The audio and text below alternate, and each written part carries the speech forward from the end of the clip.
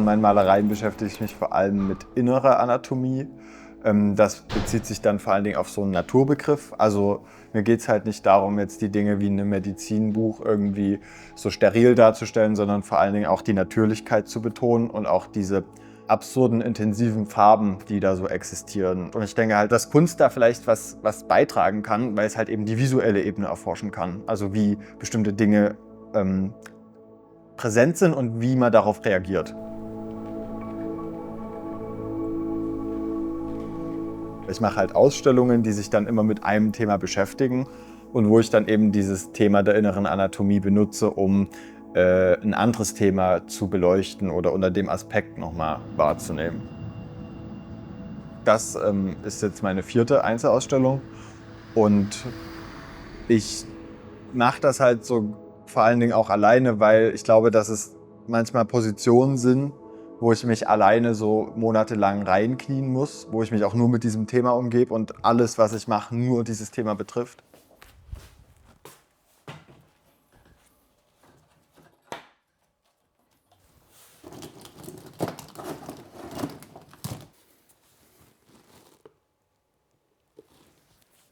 Diese Farbhierarchien, das sieht so sehr durcheinander aus, aber es ist tatsächlich sehr, sehr streng geordnet bei mir. Jeder Strich fühlt sich ein bisschen an wie ein Fehler und dann umso mehr man macht, umso weniger schwerwiegend werden die Fehler einfach nur. Ja, ich bin mal gespannt, ob sich das ändert. Ich habe das Gefühl, dass sich das nicht ändern wird, aber vielleicht habe ich ja Glück. Vielleicht gibt es wirklich dieses befreiende Malen, dass es einem wirklich nur Spaß macht. Aber vielleicht ab dem Punkt macht es auch gar keinen Sinn mehr zu malen.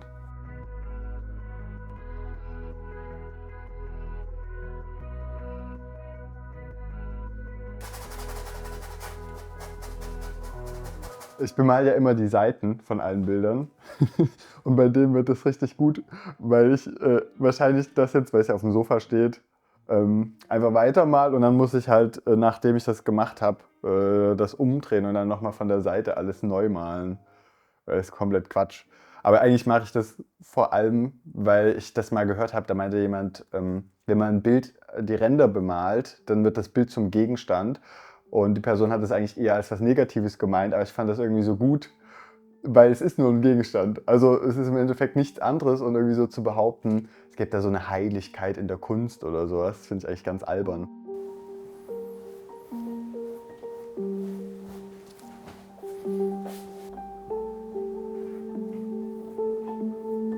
Also ich mal an mehreren Bildern immer gleichzeitig, weil irgendwie das nur an einem zu arbeiten sehr anstrengend ist und irgendwie auch sehr zehrend und es immer dann ein ganz guter Trick ist, sich mehrere einfach zu suchen und dann so bestimmte Bilder, die einen nerven, durch Bilder, wo man gerade mehr Lust drauf hat, ersetzen zu können.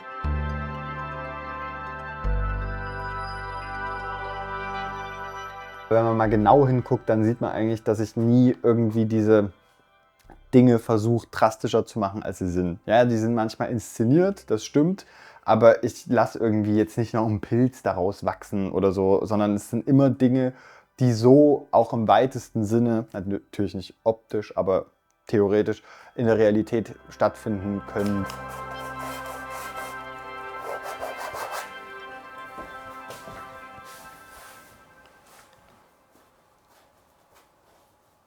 Oft werden halt die Teile, die eher unangenehm oder man könnte auch sagen peinlich sind, die werden halt oft gar nicht so gern thematisiert. Zum Beispiel, dass halt nach dem Tod halt einfach alle Muskeln irgendwann sich aufhören zusammenzuziehen und dadurch dann halt auch alle Körperflüssigkeiten rauslaufen und solche Sachen. Sowas ist eher was selten, habe ich das Gefühl, ausbuchstabiert wird. Weil es ist ja irgendwie eine unfreiwillige Komik in dieser sehr tragischen Situation.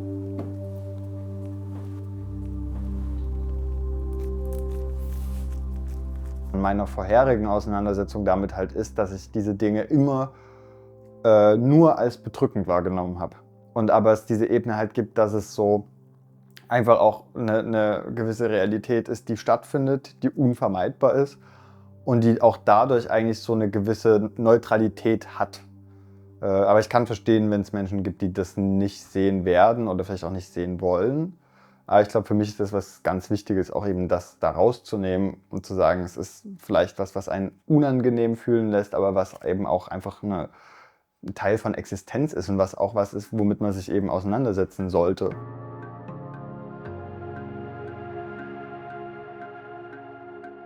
Jedes Thema braucht eine bestimmte Auseinandersetzung. Das muss dann auch in der Art und Weise, wie es gemalt ist, irgendwie drüber kommen.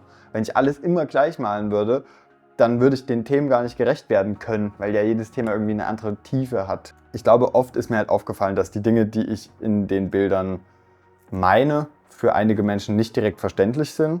Und ich denke, das ist halt für mich so ein bisschen der größte Grund, Ausstellungen zu machen. Und mir macht halt irgendwie sehr viel Spaß, so an einem Thema zu arbeiten und das dann so konsequent einfach mal durchzuziehen.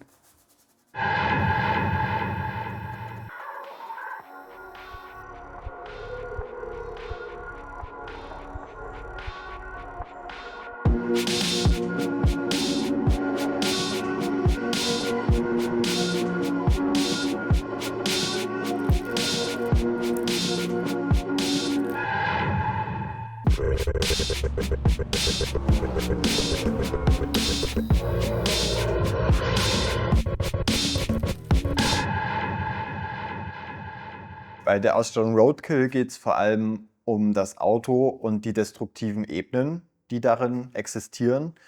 Ich glaube, dass das Auto so eine sehr alltägliche Gewalt ausübt, die mittlerweile auch sehr, irgendwie normalisiert ist. Also natürlich, wenn jemand überfahren wird, dann sagt niemand, ach, das passiert ja jeden Tag, aber im Endeffekt passiert genau das. Und nicht nur mit Menschen, sondern überall, dass das was sehr, sehr Alltägliches ist, was oft so extrem moralisch betrachtet wird. Und ich denke, das ist so eine Ebene, die sich lohnt zu beleuchten, weil irgendwie wie das Auto existiert, auch punktuell so was Organisches hat. Deswegen habe ich das überhaupt auch erst als Thema mir irgendwie so ein bisschen erschlossen.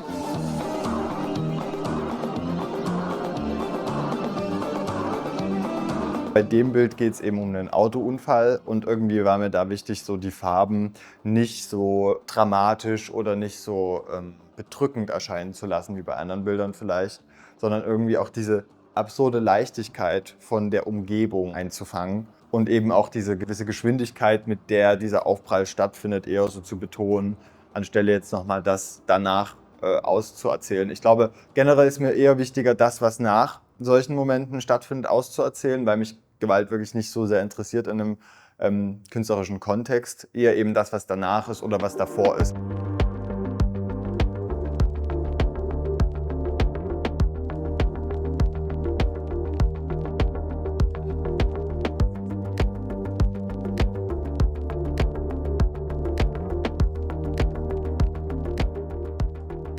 Es gibt so ein paar Etablissements, die nennen sich Roadkill Café, das ist auch das T-Shirt, was ich trage. Und diese Restaurants sind unterschiedlicher Art. Also es gibt welche, die wirklich Roadkill servieren oder wo man auch Eigenes mitbringen kann, wo das dann verarbeitet wird. Aber ich finde, es zeigt eben auch diese Alltäglichkeit und es zeigt aber auch so eine gewisse Geschmacklosigkeit im Umgang auf dieses Thema, dass es irgendwie dann auch einfach so naturalisiert wird, dass es so popkulturell aufgeladen wird. Deswegen habe ich mich hier halt dann mit diesem Leichenwagen beschäftigt, der halt so über dem Menschen thront und dass irgendwie diese widerspruchslose Dominanz, die im Auto angelegt ist, sich dann in diesem Moment nicht gegen das Tier richtet, sondern eben gegen den Mensch selber. Und der Leichenwagen sozusagen sich seine eigene Arbeit schafft.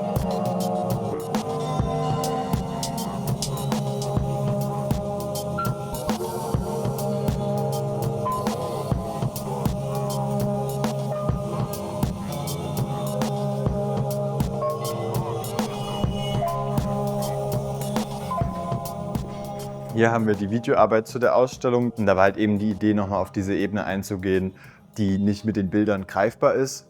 Das ist erstens diese Destruktivität, die vor allen Dingen auch durch Rauch oder übermäßige Abgase entsteht.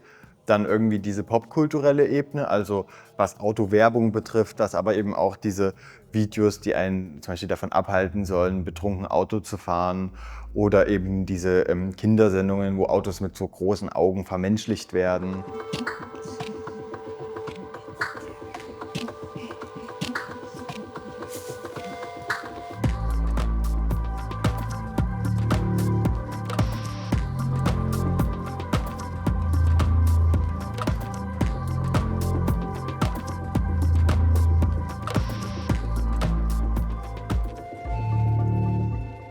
hier sieht man die letzte Konsequenz der Verpanzerung, nämlich einen Panzer. Und da sind dann nochmal diese Autos, die irgendwie fast wie versuchen zu fliehen. Bei dem Bild war auch so ein bisschen die Idee, weil ich das immer ganz spannend finde, dass rechts in einem Bild sozusagen die Zukunft ist und links die Vergangenheit. Und da sieht man eben so ein Stahlungetüm, was einen Cybertruck darstellen soll, was dieses Projekt von Tesla ist. Diese Verpanzerungslogik nochmal so auf den Punkt gebracht, also aus kugelsicherem Stahl gebaut und so. Und ich denke, das ist was relativ bezeichnend ist. Und was auch irgendwie mir ganz wichtig war, ist, dass so klarzustellen, es ist eben nur ein Autobahnabschnitt, aber in der realen Welt sieht es ja noch viel extremer aus. Also das ist ja nichts im Vergleich zu den Straßennetzen, die existieren und was auf diesen Straßennetzen überall passiert.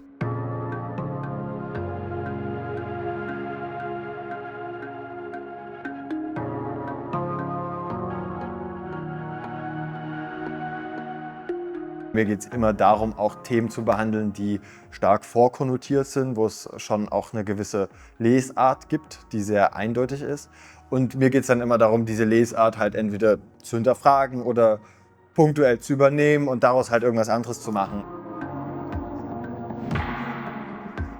In der Praxis ist es sehr wichtig, so Gesprächsräume zu schaffen, weil nur dadurch kann ich eben lernen und nur dadurch kann ich Feedback bekommen, was mich in meinen zukünftigen Darstellungen irgendwie weiterbringt und wo ich auch merke, oh, das hat gut funktioniert, das hat nicht so gut funktioniert, was nehmen die Leute eigentlich mit?